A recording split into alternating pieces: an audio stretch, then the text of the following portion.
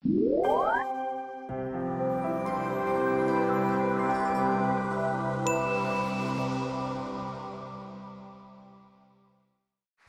duduk Bapak Ibu, puji Tuhan, selamat pagi, shalom. Salam damai sejahtera di dalam kasih Tuhan Yesus Kristus. Terima kasih Happy Family Choir sudah memuji Tuhan, membawa kita diingatkan betapa kuasa salib. Itulah saudara yang menyelamatkan kita. Kita tidak mau menukar apapun saudara, dengan apapun. Kuasa salib Kristus yang sudah menebus hidup kita. Bapak Ibu Saudara, mulai bulan Oktober ini Pak Hani sebagai gembala senior Gereja Happy Family Center memberikan satu subtema yang indah, yaitu The School of Prayer, ya, sekolah doa. Saudara, betapa kita membutuhkan hari-hari terakhir ini untuk kita boleh lebih banyak lagi berdoa. Saudara, berdoa adalah komunikasi kita dengan Tuhan. Kalau saudara lihat hari-hari ini, ya, suami istri, orang tua, anak, bahkan saudara dengan teman-teman, kita sudah jarang berkomunikasi seperti zaman dulu saudara. Zaman saudara masih belum ada sosial media secanggih sekarang, ya. Berapa banyak anak-anak kita lebih saudara melekat kepada gadget, ya. Komunikasinya di dunia maya.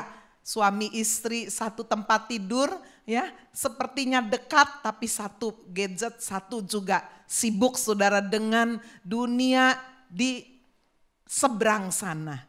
Tetapi saudara, hari ini selama 1 bulan ini Gereja Happy Family membawa kita mengingatkan betapa kita tidak boleh kehilangan komunikasi dengan Tuhan. Amin saudara, yaitu melalui doa.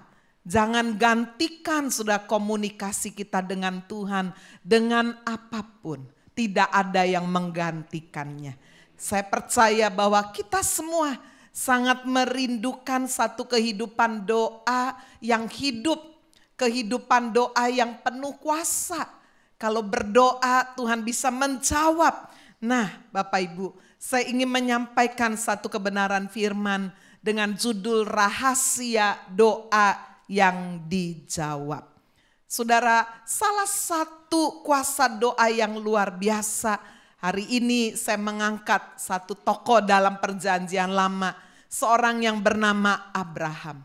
Luar biasa sekali kuasa doanya saudara. Khususnya sudah untuk keluarganya, untuk keponakannya Lot.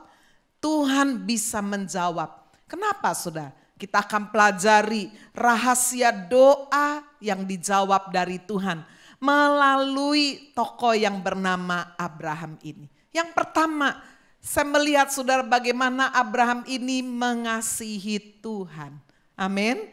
Saudara, kalau mau doa kita dijawab, saudara, maka ini menjadi unsur yang sangat penting. Saudara harus mengasihi Tuhan. Saudara, kalau tidak mengasihi Tuhan, bagaimana kita bisa berharap berdoa kepada satu pribadi yang tidak kita kasihi, kita cuma mau minta berkatnya aja. Ya. Mengasihi Tuhan. Di dalam Yohanes pasal 14 ayat 15 dikatakan, jikalau kamu mengasihi aku, kamu akan menuruti segala perintah. Wujud dari mengasihi Tuhan adalah saudara menuruti perintah Tuhan. Nah, kita coba melihat di dalam Kejadian pasal 12. Bagaimana saudara Tuhan berfirman kepada Abraham. Ayat 1. Berfirmanlah Tuhan kepada Abraham, pergilah dari negerimu, dari sanak saudaramu, dari rumah bapamu ini, ke negeri yang akan kutunjukkan kepadamu. Saudara, Abraham hidup saudara-saudara sekalian 400 tahun sebelum ada hukum Taurat. Ya. Dia tinggal bersama orang tuanya, bersama dengan leluhurnya, saudara, di satu negeri Kanaan. Itu sebabnya saudara, ketika Tuhan memanggil dia keluar dari tempatnya, keluar dari daerahnya, latar belakangnya. sesuatu yang tidak mudah. Apalagi dikatakan negeri yang akan kutunjukkan kepadamu. Berarti saudara belum jelas, belum tahu tempat yang dituju. Tetapi saudara Abraham mengasihi Tuhan.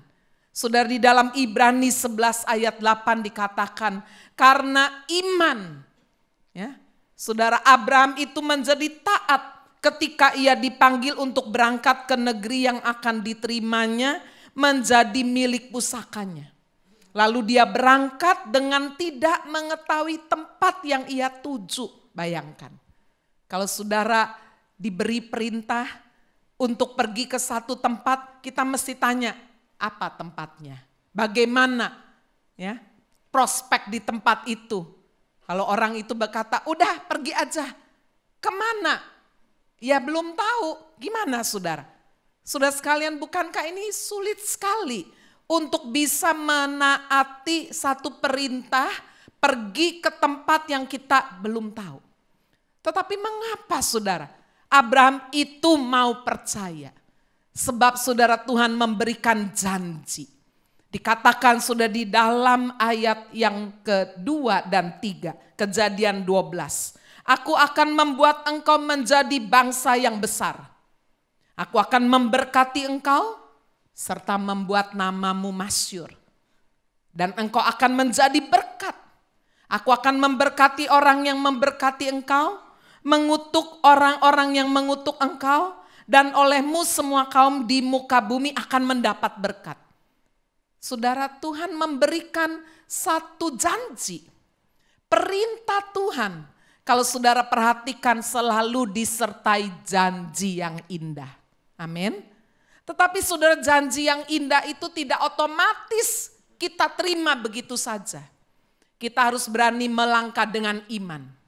Seandainya Abraham berkata, tunjukkan dulu buktinya baru aku percaya. Maka saudara, dia tidak pernah akan terima janji. Inilah cara Tuhan yang seringkali saudara ada banyak orang percaya tidak mau melakukannya. Sembuhkan saya dulu baru saya percaya. Berkati saya dulu baru saya begini-begini. Padahal Tuhan berkata apa? Engkau melakukan dulu, percaya dulu, baru engkau akan melihat janji-janji itu digenapi. Amin. Tuhan memberikan perintah disertai janji. Dan dikatakan di dalam Kejadian 12 ayat 4. Lalu pergilah Abraham. Seperti yang difirmankan Tuhan kepadanya. Luar biasa. Saudara, dia dapat perintah, ada janji, dan di situ pilihan. Saudara mau mau melangkah atau enggak? Dan kita belajar dari Abraham, saudara. Dia mau taat. Dia bertindak sesuai dengan perintah Tuhan. Nah, waktu dia pergi, dia bawa keponakannya yang sudah yatim piatu, ya, namanya Lot. Ikut mengembara. Saudara sekalian, dan kalau saudara baca terus Kejadian pasal 12, dikatakan pada ayat yang ke-7, Tuhan menampakkan diri lagi. Wow, saudara, kalau kita dalam hidup ini mulai melangkah dengan iman, Tuhan itu tidak beritahu 10 langkah di depan kita itu apa enggak loh. Dia beri satu langkah demi satu langkah. Supaya apa? Supaya kita tetap bergantung kepada Tuhan. Pada saat saya bersama suami memulai pelayanan menggembalakan gereja ini tahun 2003, 14 tahun yang lalu. Apa Tuhan janji, oh nanti kamu akan begini? Enggak. Kita cuma melangkah dengan iman, percaya. Mulai dengan 30 orang, saya meninggalkan juga pelayanan saya sebagai penginjil, ya, yang saya sudah rintis. Tuhan sudah panggil saya dari umur yang masih muda sekali. Mulai umur 20-an saya sudah berkeliling dari satu tempat ke tempat yang lain. Tidak gampang. Ketika kemudian kami melangkah dengan iman, memulai sesuatu sama, hampir sama. Yang kita tidak pernah tahu nanti hasilnya bagaimana ini. Kita tidak pernah tahu. Tetapi itulah iman. Amin, sudah. Ketika kita melakukan itu dengan taat, saudara, Tuhan tidak pernah tinggalkan kita. Ketika kita merasa tidak mampu, disitulah Tuhan akan beri kita kekuatan kembali. Di ayat 7 inilah waktu Abraham sudah taat, sudah meninggalkan negerinya, sudah meninggalkan bapaknya, ibunya, meninggalkan kenyamanan. Saudara sekalian, dia mulai mengembara. Jangan bayangkan seperti sekarang ya. Zaman dulu saudara tidak ada transportasi seperti sekarang. Tidak banyak kenyamanan, tidak ada listrik. Ya, pastilah itu satu perjalanan yang berat. Abraham membawa istrinya Sarai, membawa Lot anak saudaranya, harta bendanya, orang-orang yang diperoleh waktu mereka masih tinggal di Haran, dibawa, nggak gampang. Tidak punya rumah, tidak punya tempat tinggal yang tetap. Saudara, itulah di tengah-tengah ketaatan itulah Tuhan menampakkan diri lagi kepada Abraham. Di ayat 7 ketika itu Tuhan menampakkan diri kepada Abraham dan berfirman, Aku akan memberikan negeri ini kepada keturunanmu. Wah, diteguhkan lagi. Ya, jangan takut. Apa yang aku sudah katakan, aku akan jalankan. Aku akan berikan negeri ini kepada keturunanmu. Lalu apa yang dilakukan Abraham? Inilah indah sekali. Ini juga satu wujud mengasihi Tuhan. Yaitu saudara dikatakan Abraham mendirikan mezbah bagi Tuhan. Wow. Saudara mendirikan mezbah bagi Tuhan. Mezbah adalah tempat persembahan korban. Zaman dulu yang dikorbankan itu binatang, ya, supaya baunya tercium oleh Tuhan. Mendirikan satu pengorbanan kepada Tuhan. Setelah kita mempercayai Yesus, Yesus menjadi anak domba yang tidak bercacat celah, dia mengorbankan hidupnya. Maka kita tidak perlu lagi mengorbankan darah binatang. Amin, saudara. Apa yang harus kita korbankan? Apa yang mezbah, saudara, bagi kita yang hidup di dalam zaman anugerah ini? Mezbah itu berbicara doa-doa yang kita panjatkan. Amin. Ucapan syukur yang kita bawa kepada Tuhan. Ketika saudara di dalam perjalanan hidup ini, kita merasa kita tidak mampu berjalan sendiri. Sudah kita mengingat akan janji Tuhan.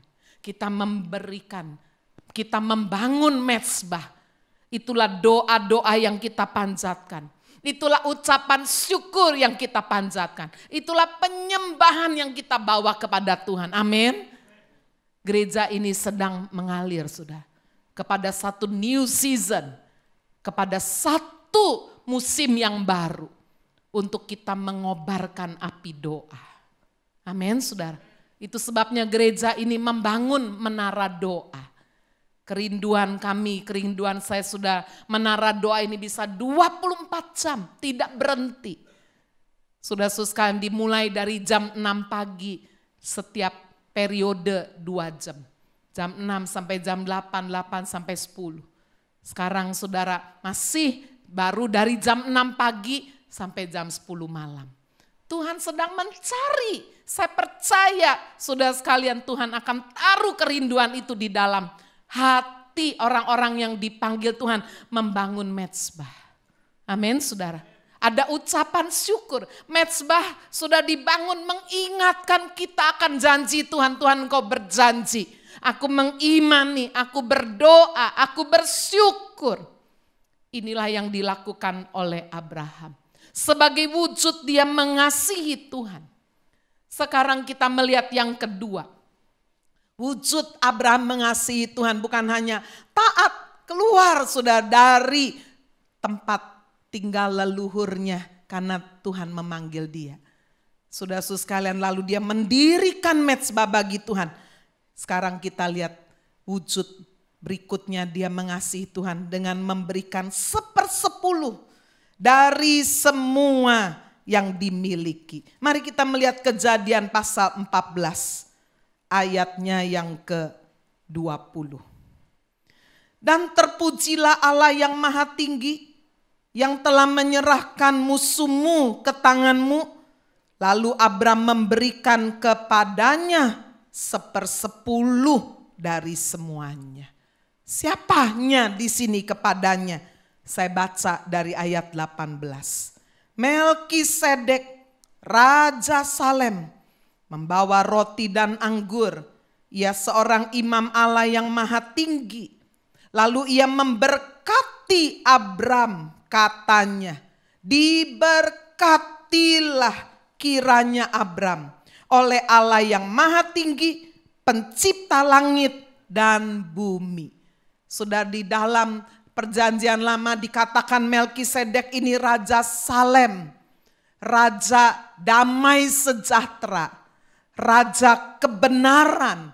Saudara, dan di dalam Ibrani ditafsirkan, diterjemahkan siapa Melkisedek ini. Mari kita melihat Ibrani pasal 7 ayat 1 sampai ayat 3. Sebab Melkisedek adalah Raja Salem dan imam Allah yang maha tinggi. Ia pergi menyongsong Abraham ketika Abraham kembali dari mengalahkan raja-raja dan memberkati dia. Saudara, siapapun posisi memberkati itu pasti lebih tinggi. Betul tidak? Tuhan memberkati kita. Di sini tidak dikatakan Abraham memberkati Raja Salem, tidak. Ya. Abraham, saudara, dikatakan diberkati oleh Melkisedek. Sudah sekalian, karena dia sudah terima berkat itu, lalu kita membaca di ayat 2 Ibrani 7. Kepadanya pun Abraham memberikan 1/10 dari semuanya. Yang rendah memberikan 1/10 kepada yang lebih tinggi. Menurut arti namanya, Melkisedek adalah pertama-tama Raja Kebenaran. Ya, tadi arti Melkisedek Raja Kebenaran. Juga Raja Salem, artinya Raja Damai Sejahtera. Siapa dia? Dikatakan sudah penulis Ibrani mencatat tidak berbapak, tidak beribu, tidak bersilsilah. Wah, berarti ini bukan manusia biasa. Yang tidak berbapak, tidak beribu, tidak punya silsilah keturunan. Harinya tidak berawal, berarti dia tidak diciptakan karena tidak berawal. Dan hidupnya tidak berkesudahan, kekal. Dan karena dia dijadikan sama dengan anak Allah, ia tetap menjadi imam sampai selama-lamanya. Melkisedek inilah, saudara sekalian, perwujudan Yesus Kristus yang mendatangi Abraham di perjanjian lama, memberkati Abraham. Dan Abraham sudah dikatakan memberikan 1/10 dari semua yang dimilikinya. Indah sekali. Saudara, belum ada perintah kembalikan, berikan, bawa persembahan persepuluhan, gak ada. Abraham hidup 400 tahun sebelum ada hukum Taurat. Tetapi kasih Tuhan memenuhi Abraham. Amin, saudara. Itu sebabnya kasih yang memenuhi Abraham. Inilah, saudara, yang membawa dia melakukan dengan taat apa yang Tuhan mau. Bapak Ibu, konsep persepuluhan sudah ada dari sejak di dalam Taman Eden. Tuhan sudah kasih prinsip itu ketika dia berkata kepada Adam dan Hawa ciptaannya. Semua pohon dalam taman ini buahnya boleh kamu makan. Satu aja jangan. Yaitu buah pohon pengetahuan baik dan buruk. Semua boleh, satu jangan. Kenapa? Yang satu itu punyaku. Itu sudah prinsip, sudah.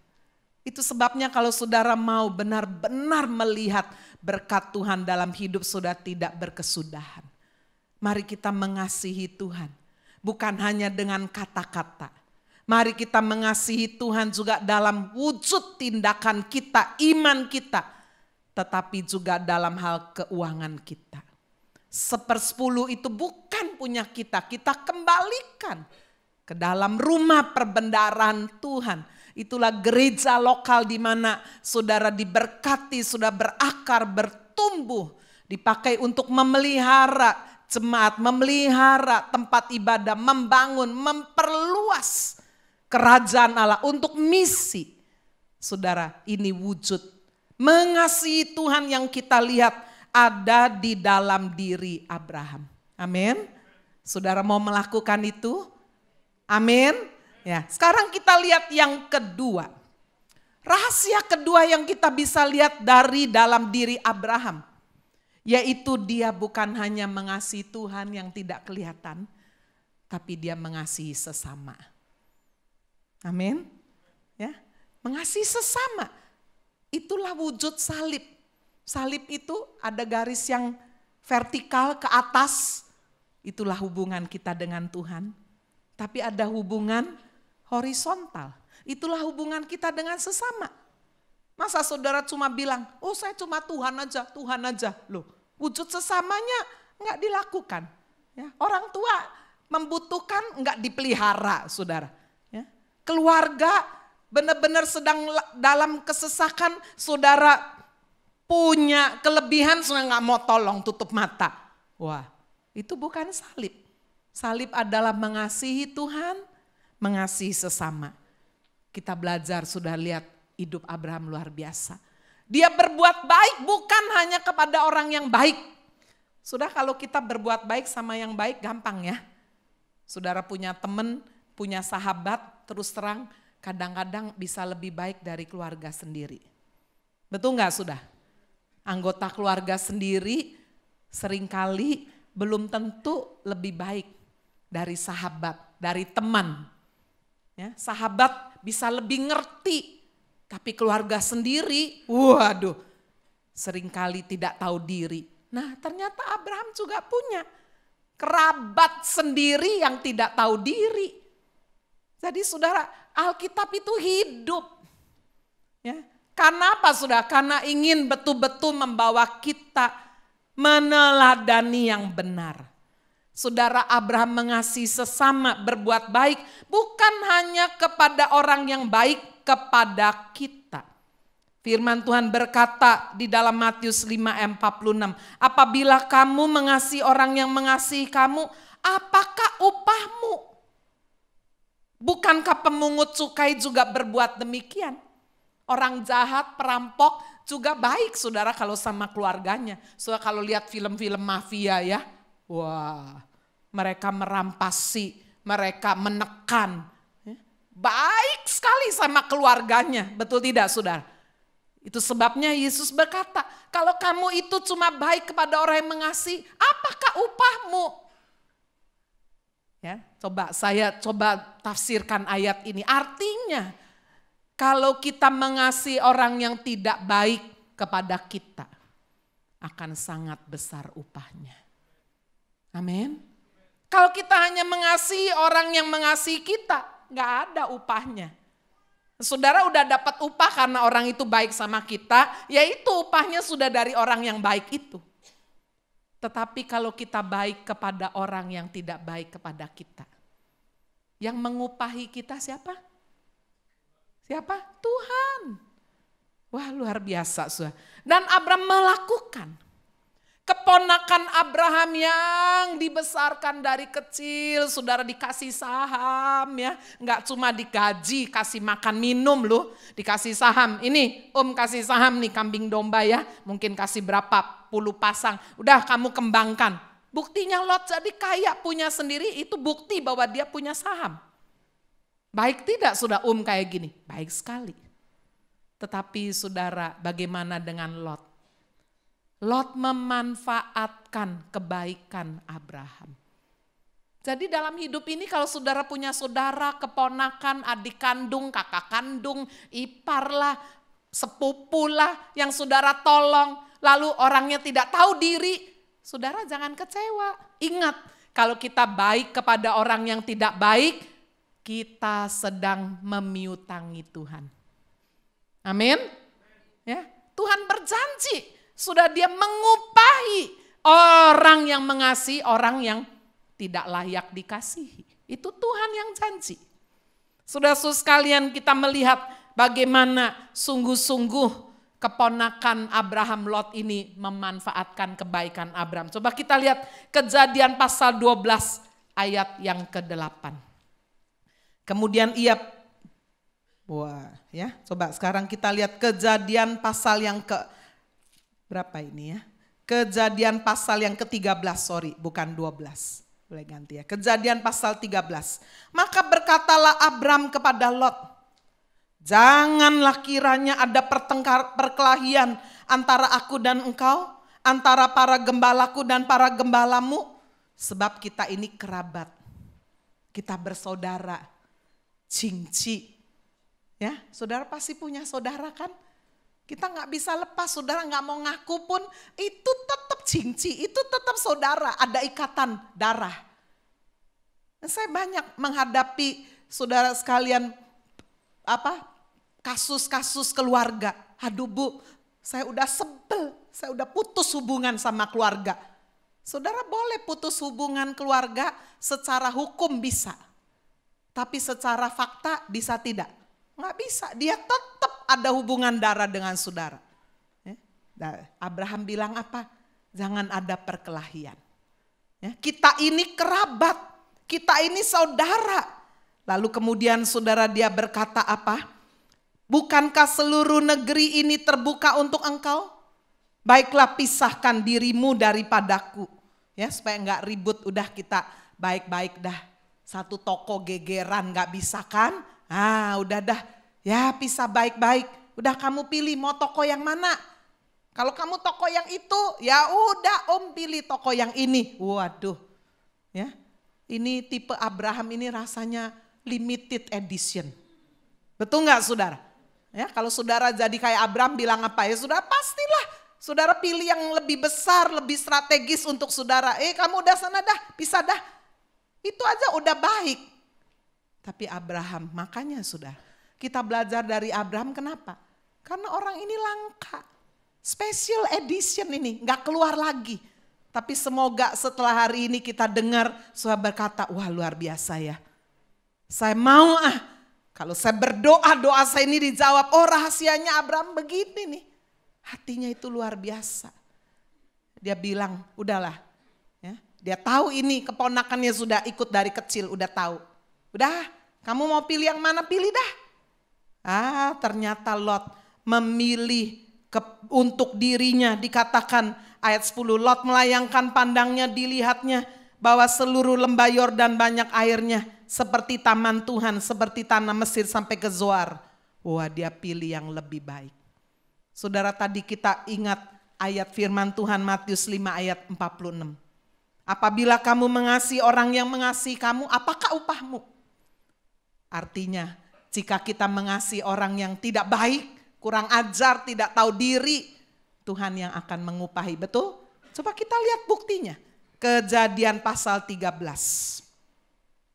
Kejadian pasal 13 ayat 14. Setelah Lot berpisah daripada Abram, berfirmanlah Tuhan kepada Abram, pandanglah sekelilingmu dan lihatlah dari tempat engkau berdiri itu ke timur, barat, utara, dan selatan. Sebab seluruh negeri yang kau lihat itu akan kuberikan kepadamu, kepada keturunanmu untuk selama-lamanya. Aku akan menjadikan keturunanmu seperti debu tanah banyaknya, sehingga jika seandainya ada yang dapat menghitung debu tanah keturunanmu, pun akan dapat dihitung juga. Bersiaplah, jalanilah negeri itu menurut panjang lebarnya, sebab kepadamu lah akan kuberikan negeri itu. Amin. Terbukti tuh. Matius 5:46. Setelah Lot pergi pilih yang baik, Tuhan panggil Abram. Sekarang kamu lihat, barat, timur, utara, selatan, lihat semuanya. Semuanya akan kuberikan kepadamu.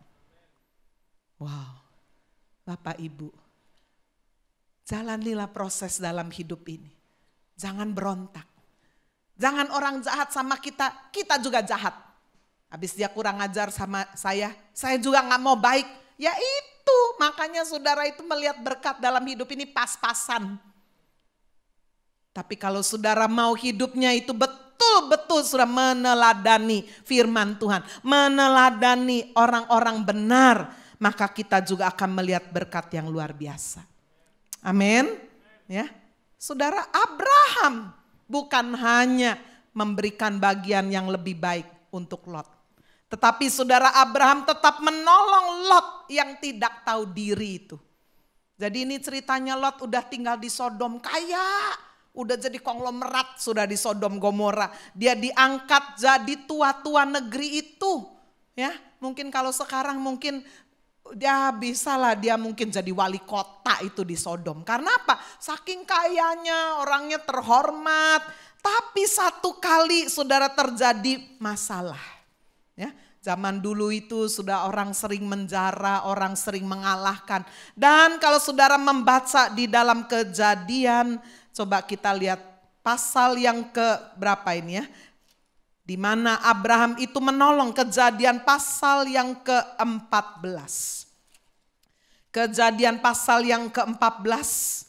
Di situ sudah kita membaca bagaimana Lot saudara Abraham beserta harta bendanya dibawa musuh, ditawan, disandera, harta bendanya dibawa. Sudah kalau dalam satu kota ada orang yang paling kaya, itulah yang diincar, betul tidak? Lot ini paling kaya. Itu sebabnya dia dibawa beserta istrinya, anaknya, semua harta bendanya. Abraham dilapori sama pegawainya, Tuhan, itu Lot sama istrinya, sama anak-anaknya, harta bendanya disandera. Gimana? Saudara kalau jadi Abraham gimana? Rasain loh. Nah, makanya jangan berani-berani sama Om ini. Nah, gitu kan? Aduh saudara lihat ini. Mengasihi itu gak segampang lu ngomong. Aku mengasihi. Buktinya mana? Abraham membuktikan ini. Saudara lihat baca ini. Ayat 14. Ketika Abraham mendengar bahwa anak saudaranya tertawan.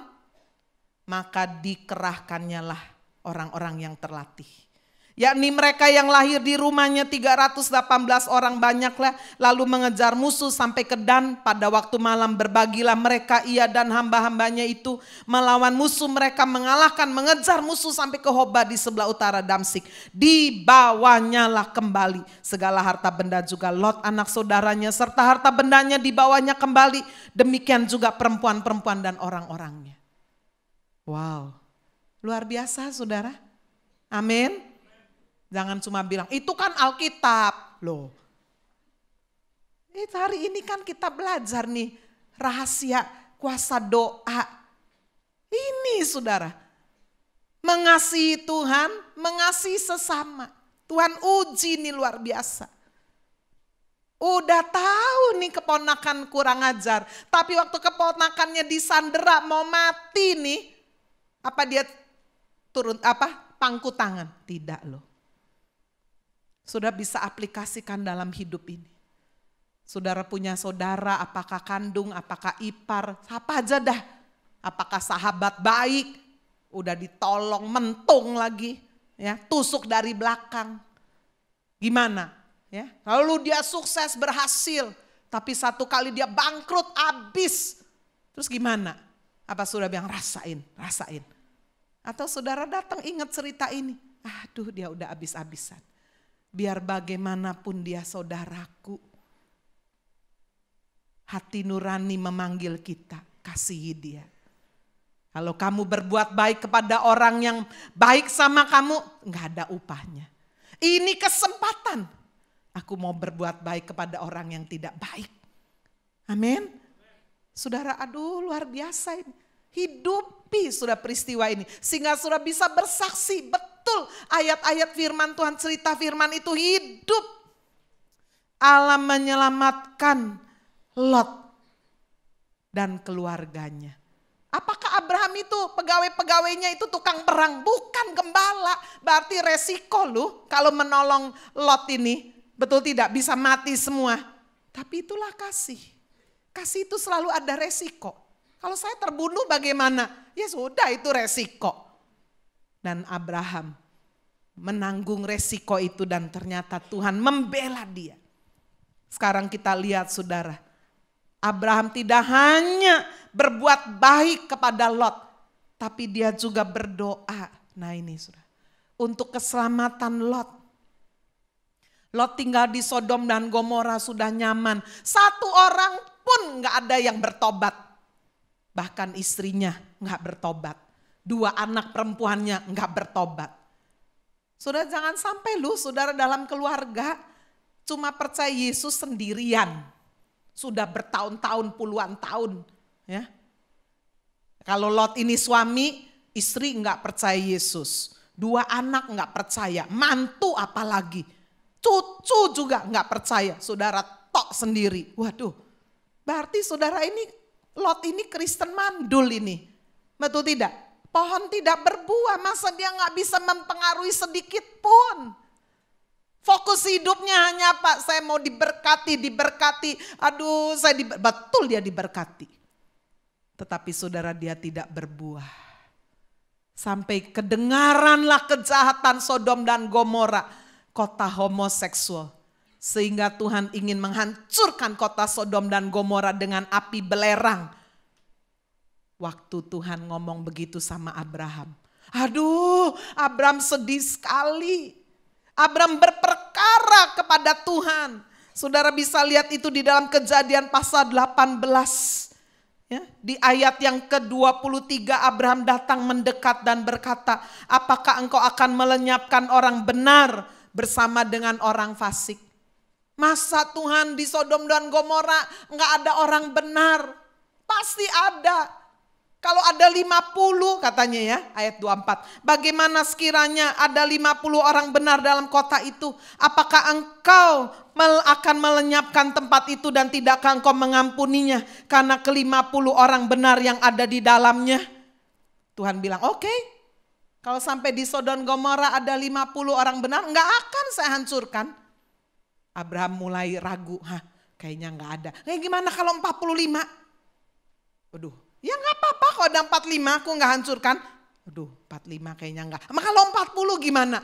Enggak hancurkan. Waduh, 30, 20, 10.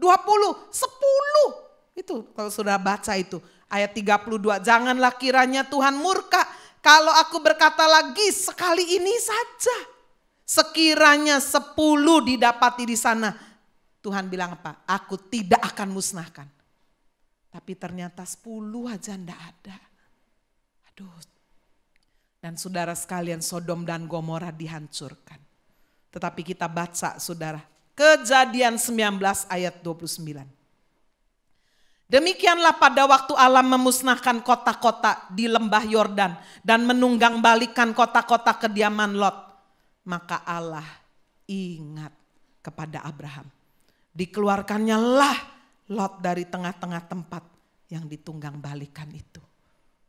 Jadi Lot diselamatkan karena siapa sudah? Karena doanya Abraham loh. Kuasa doa yang luar biasa.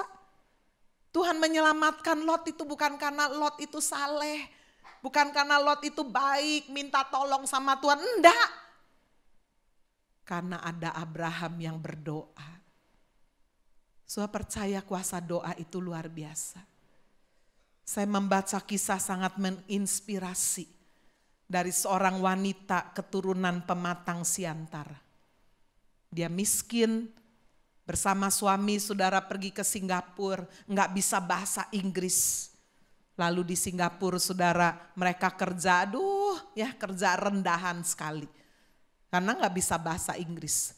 Sampai kemudian punya anaknya kelainan otak dan kelainan jantung. Suami merasa nggak berdaya, ini udah miskin, anaknya kayak gini, kabur. Saudara, jadi wanita ini akhirnya putus asa.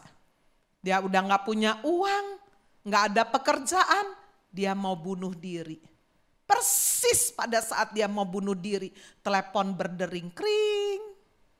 Diangkat, halo, gini selamat siang, ibu gimana kabarnya? Bu, apakah ibu sudah punya asuransi jiwa? Alah, orang lagi susah suruh beli asuransi jiwa. Enggak, aku enggak beli. Oh, gini Bu, asuransi jiwa gini. Enggak, aku enggak beli, enggak punya duit. Oh gitu, aku lagi susah tahu enggak? Ya, orang mau bunuh diri nih, tapi enggak ngomong. Oh kalau gitu ibu enggak bisa beli asuransi, enggak apa-apa Bu. Ayo pergi ke gereja. Kamu ini loh, orang asuransi jiwa ini harus tebel mukanya saudara. Ya, semoga ini menginspirasi penjual asuransi jiwa di sini. Kalau saudara ditolak, satu tawarin, beritakan Yesus. Jadi penjual asuransi jiwa ini udah ditolak, jualannya gak laku. Dia bilang, Bu, ibu susah ya kayaknya. Ayo ke gereja aja bu, ke gereja. Ada kedamaian, ada gini-gini. Kamu ini sialan banget ini. Ya, udah bu, gak apa-apa, Tuhan pasti menolong ibu. Ke gereja ya bu, ini gerejanya gini-gini, ngomong aja ini. Wih, ditutup, dibanting. Tapi saudara heran sekali. Setelah dia dengar ini, dia berpikir, ada satu suara. Kenapa kamu gak pergi gereja aja? Coba. Jadi saudara, wanita ini orang Tionghoa nggak pernah dengar gereja, dia ingat alamatnya, nggak jadi bunuh diri. Hari Minggu dia ke gereja, ketemu tuh sama penjual asuransi itu, ya dibawa, luar biasa. Hari itu saudara, Tuhan berbicara, pendetanya bisa berkata begini, saya tahu di tempat ini ada yang mau bunuh diri nih, please jangan lakukan itu. Karena Tuhan sangat mengasihi. Dia kaget ini perempuan ini. Waduh, kok bisa tahu ini? Ya, lalu saudara, matanya dibuka. Dia melihat tempat itu merah warnanya. Itulah dipenuhi dengan darah Kristus. Dia nggak bisa menahan hatinya. Sudah dia menangis. Sebelum pulang saudara, dia dibawa oleh si penjual asuransi itu ke pendetanya. Dia didoakan. Saudara, sejak hari itu waktu dia pulang, dia bisa tidur. Besok paginya bangun, hatinya baru berbeda luar biasa. Keinginan bunuh diri gak ada lagi. Akhirnya dia melamar kerja jadi cleaning service. Gak bisa bahasa Inggris ini. Cleaning service. Wah, kerja rajin sekali. Diangkat jadi satpam. Ini perempuan loh sudah. Kerja rajin sekali. Akhirnya diangkat jadi koordinator satpam.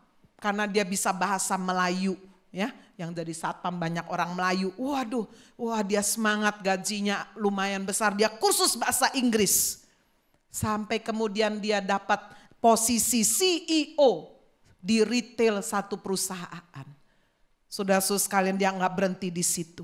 Lalu kemudian waktu dia sudah mulai berhasil, Tuhan bicara kepada dia, dia rajin sekali berdoa, dia rajin ibadah. Tuhan bicara, Amsal 3 ayat 5.